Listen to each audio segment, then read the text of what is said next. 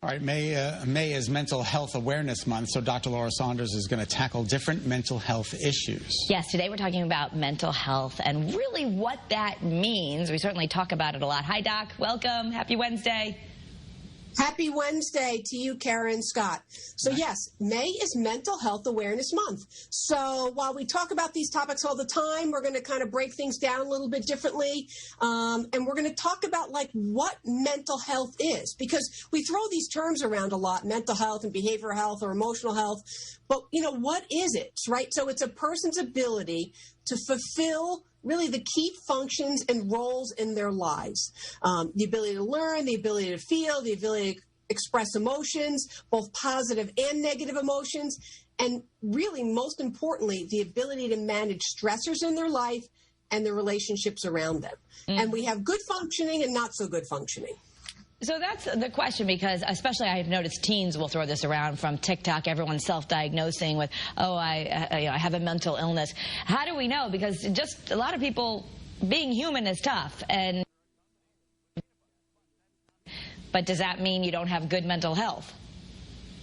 So that's a great question. And yes, I think a lot of social media certainly tosses out terms and you know, people say, oh, I have OCD or I have other things, right? But actually a diagnosable mental condition is actually not that uncommon, but at the same time, there is a reason for a diagnosis, right? In the same way that if you have a pain in your arm, it doesn't mean you have a broken arm or bursitis or whatever else. I mean, you might just have a pain in your arm. You might just have a down day. You might just, you know, it's cloudy out, it's kind of cold, it's May, I want it to be warm, I feel kind of down today. That doesn't mean you have depression. It doesn't even mean you have like a seasonal affective disorder. It just means you're having a down day or a little crabby. So it's really looking at spheres of functioning. So for adults, you know, you have your work, either you work inside the home or outside the home. You have relationships, romantic relationships, extended family relationships, friends and family. How are you functioning in those relationships? Are you, you know, one good day or one bad day is not so problematic, but if you have weeks and weeks and weeks where you're not able to function, or your relationships are hindered, your functioning is hindered in some way. For kids, the spheres of functioning are really home, school, and play or social. So what we look at is your functioning significantly hindered so that you're not able to do and manage the stressors that are in your life? And if that's the case, then it's time to seek professional help, right?